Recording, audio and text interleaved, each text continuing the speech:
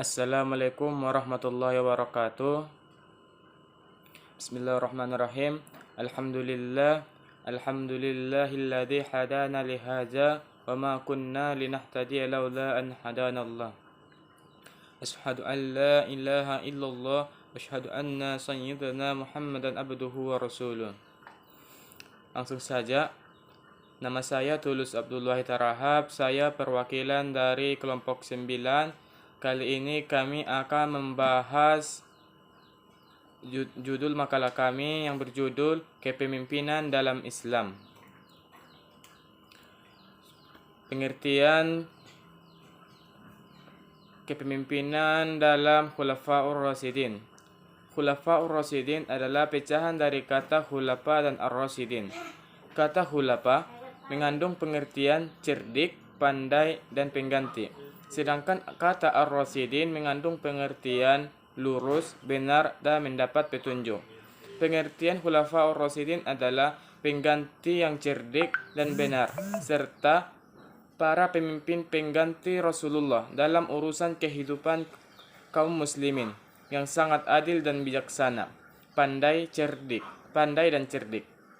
Dan dalam menjalankan tugasnya senantiasa pada jalur yang benar serta senantiasa mendapatkan hidayah dari Allah Subhanahu wa taala. Para pemimpin Khulafaur Rasyidin.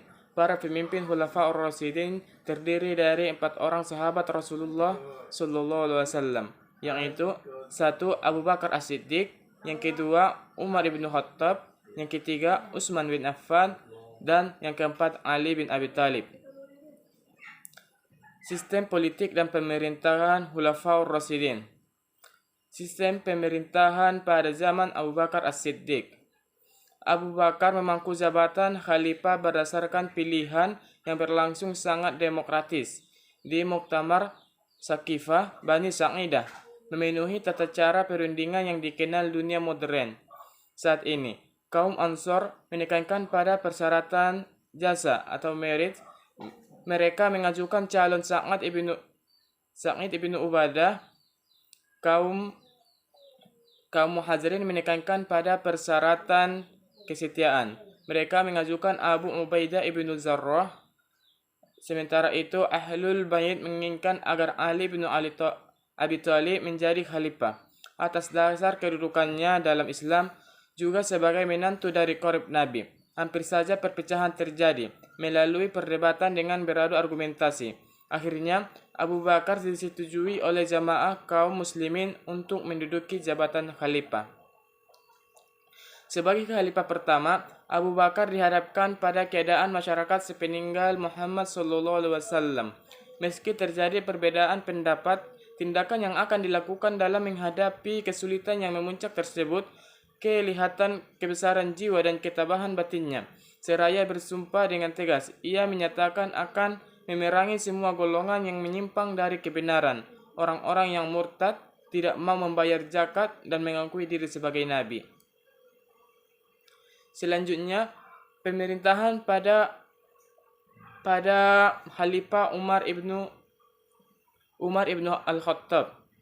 Umar bin Khattab diangkat dan dipilih oleh para pemuka masyarakat dan disetujui oleh jamaah kaum muslimin. Pada saat menderita sakit menjelang ajal tiba, Abu Bakar melihat situasi negara masih labil dan pasukan sedang bertempur di medan perang. Tidak boleh terpecah belah akibat perbedaan keinginan tentang siapa yang akan menjadi calon penggantinya. Ia memilih Umar bin Khattab. Pilihannya ini sudah dimintakan pendapat pada persetujuan para pemuka masyarakat pada saat mereka menengok dirinya sewaktu sakit. Pada masa kepemimpinan Umar bin Khattab, wilayah Islam sudah meliputi Jazirah Arab, Palestina, Syria, sebagian besar wilayah Persia, dan Mesir. Karena perluasan daerah terjadi dengan begitu cepat, Umar bin Khattab segera mengatur administrasi negara dengan mencontoh administrasi pemerintahan dengan diatur menjadi ke-8 wilayah provinsi: Mekkah, Madinah, Syria, Jazirah, Basrah, Kufah, Palestina, dan Mesir. Yang ketiga, pemerintahan pada masa Khalifah Utsman bin Affan. Utsman bin Affan dipilih dan diangkat dari 6 orang calon yang diangkat oleh Khalifah Umar saat menjelang wafatnya. Karena pembunuhan, keenam orang tersebut adalah Ali ibn Abu Thalib, Utsman bin Affan, Sa'ad bin Abu Waqqas, dan Abdul Ar-Rahman bin Auf, Zubair bin Awam, Talha bin Ubaidillah, serta Abdullah bin Umar. Tanpa